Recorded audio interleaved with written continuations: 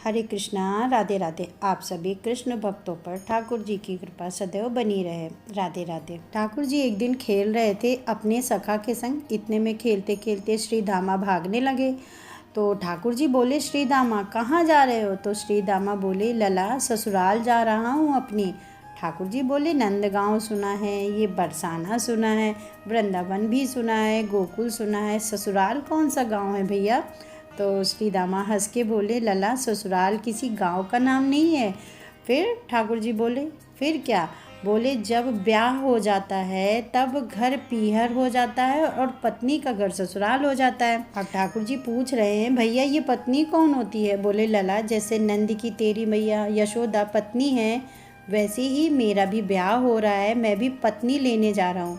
पत्नी के घर को ससुराल कहते हैं। ठाकुर जी गए श्री दामा के पास। ये बताओ श्री दामा, मेरा ससुराल कौन सा है?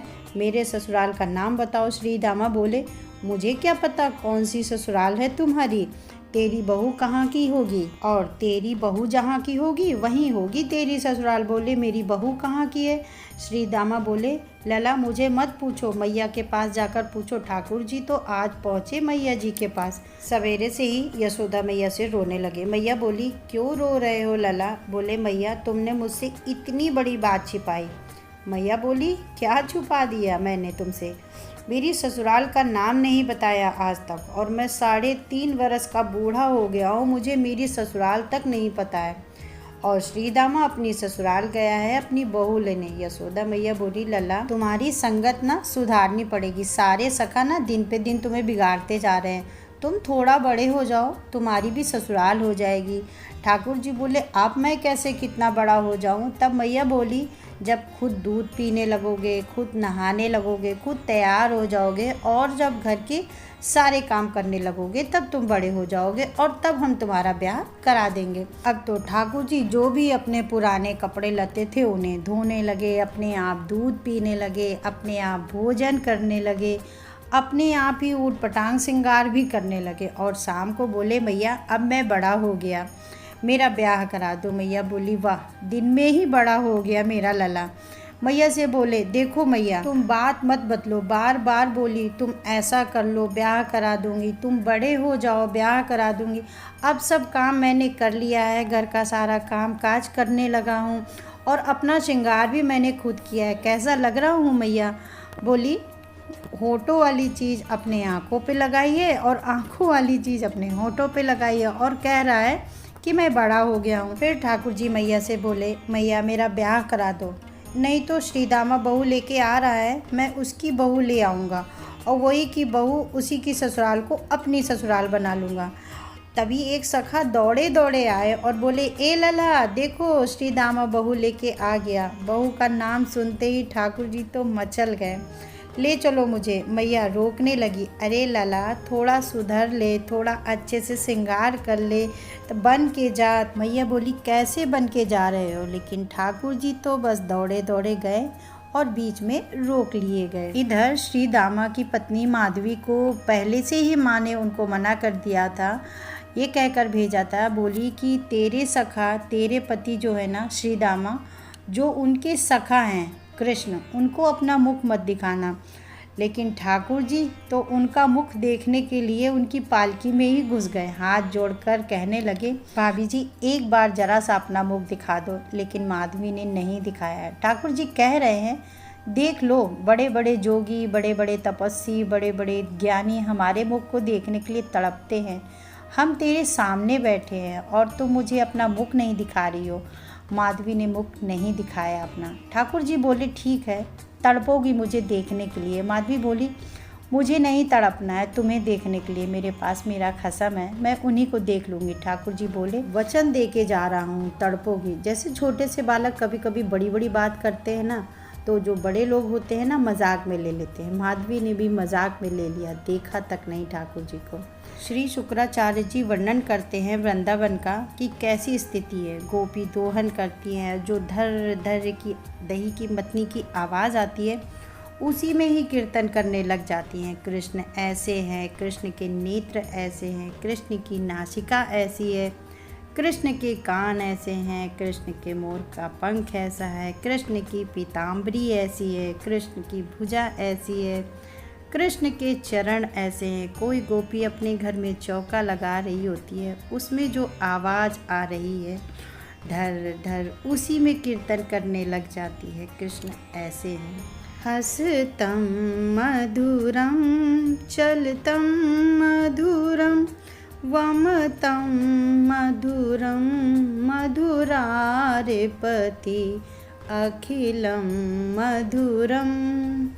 इन सब की बात सुन के ना मीराबाई माधवी को ऐसा लगता है कि इन सब से तो मैं ही श्रेष्ठ हूँ, कम से कम अपने पति की तो हूँ, इन सब की तरीके नहीं हूँ। पूरे दिन बस कृष्ण की प्रशंसा करती रहती हैं। सब गोपियाँ माधवी से कहती हैं, अभी तक तुम्हारे सामने आए ही नहीं है, तुमने अभी तक देखा ही नहीं है। अरे ये प्रेम नहीं, काम भावना से मत देखना। 3.5 वर्ष का, 4 वर्ष का है, लेकिन उसके प्रति अलग ही प्रेम प्रकट हो जाए। माधवी सबको ज्ञान देती है, चलो सबको 3 वर्ष को है, 4 वर्ष को है तो अन्य पुरुष ही, क्यों उसकी बातें करती हो, क्यों उसकी चर्चा करती हो, क्यों उसकी ओर देखती हो। लेकिन 24 घंटे गोपियों के बीच में ही रहती हैं माधवी, तो और कोई चर्चा ही नहीं सुनाई देती है। सब केवल कृष्ण की बातें करती हैं, जल भरती हैं, जब भोजन करती हैं, कहीं बैठती है, बतियाती हैं, श्रृंगार करती है, तो हर समय बस कृष्ण कृष्ण। अब माधवी ने अकेले रहने का भी प्रण लिया, लेकिन अकेले रह नहीं सकती।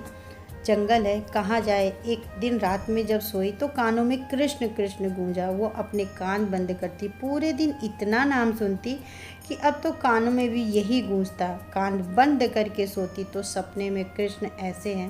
अब कृष्ण को तो देखा नहीं, लेकिन श्याम वरण, पीताम्बरी, मुकुट मोर अब अनुभव होता। उठ के बैठ जाती, अपनी आँखों को मलती, क्या करूँ, मैं नहीं चाहती हूँ कि मुझे कृष्ण का सपना भी आए। अब धीरे धीरे माधवी की भी स्थिति ऐसी होने लगी कि वो ना चाह के भी कृष्णमयी हो गई। रात को सोती, अचानक उठ के बैठती, मानो जैसे उसका किसी ने हाथ पकड़ लिया हो। अब माधवी की ऐसी स्थिति हो गई कि आधी रात को माधवी को ऐसा लगता कि भोर हो गई, और वो तुरंत उठकर वो जल्दी जल्दी वस्त्र धारण करती, मटका उठाती और दौड़ कर जाती। माधवी को लगा आज तो देर हो गई और आज मैं तो उठ ही नहीं पाई, जबकि आधी रात है। दिन और रात सब एक सा हो गया। पहुंच गई यमुना तट पर। यमुना तट पर जाकर देखा एक भी गोपी नहीं। माधवी को लगा मुझे तो देर हो गई, इसलिए शायद सब गोपियां जल भर के चली गई हैं। जल भर के रोज ही जाती है माधवी, लेकिन आज पता नहीं उस पात्र में इतना भार कहाँ से आ गया कि वो स्वयं ही नहीं उठा पा रही है उस पात्र को, और इधर उधर देखने लगी, याचना करने लगी कि कोई तो आए, कोई तो इस पात्र को उठा दे। तभी तो कोई नहीं वहाँ, और तभी नंद नंदन श्याम सुंदर चलते हुए आ रहे हैं माधवी के पास, और माधवी की तो मति ही घूम गई। आधी रात आ गई, तभी तो ठाकुर जी वहाँ पहुँच गए। पहले तो चाल देखी, चाल पर मोहित हो गई, और जब हाथ देखा तो हाथ पर मोहित हो गई। मुख देखा तो भूल गई सुध बुध। ठाकुर जी आए और आकर मुस्कुराए और बोले, हेरी गोपी, उठा नहीं पा रही हो, चलो मैं हाथ लगा देता हूँ, उठा ले। एक तरफ से माधवी ने मटकी पकड़ी और दूसरी तरफ से ठाकुर जी आकर नन्हे से हाथों से गोपाल जी ने जैसे ही हाथ लगाया मटकी उठने लगी। लेकिन मटकी थोड़ा सहारा देते माधवी सर पर रख लेती। ऐसा नहीं, ठाकुर जी मटकी जैसे जैसे उठा रहे हैं वैसे वैसे ठाकुर जी भी लंबे होते जा रहे हैं। बिल्कुल माधवी की आंखों के सामने आकर खड़े हो गए। ठाकुर जी को आंखों के सामने गोपी कोई टिक नहीं पाती है। माधवी ठाकुर जी को प्रत्यक्ष देख रही है। जो एक क्षण रूप माधवी को दर्शन हुए हैं, वो ठाकुर जी मुस्कुराते हुए भाग गए वहाँ से। अब माधवी चाहती हैं पीछे भागे, निःशब्द है। वो चाहती हैं चिल्लाए, नहीं बोल पा रही हैं। माधवी चाहती हैं कि वो जिधर गए मैं उधर नज़र घुमा के देख लूँ, पर नज़र नहीं घूम रही है। वहीं पर पूरा शरीर मानो जैसे जम सा गया हो, एक मूर्ति की तरह रह गया। केवल आंखों से आंसू बह रहे, कुछ नहीं कह पा रही है, बेसुध हो गई है माधवी। जब तक गोपियाँ सुबह आ नहीं गई जल भरने के लिए, तब तक माधवी की आंखों से आंसू बहते रह गए, सारे कपड़े गीले हो गए, सभी गोपियाँ आई और आकर के माधवी इतनी जल्दी आ गई जल भरने। सब ने आकर माधवी को स्पर्श किया, सब ने हिलाया, लेकिन वो हिल ही नहीं पा रही थी। आंखें लाल हो गई थी, आंखों से आंसू बह रहे थे। बोलना चाहती थी, कहना चाहती थी, चिल्लाना चाहती थी, किसी को पकड़ कर रोना चाहती थी, पर कुछ नहीं कह पा रही थी। तभी सभी गोपियाँ गईं और यमुना से जल लाकर जैसे ही माधवी के मुख पर छिड़का, माधवी मूर्छित होकर धड़ाम से जमीन पर गिर गई। ठाकुर जी अपने चरणों से लगा लो, अपना दास बना लो। राधे राधे।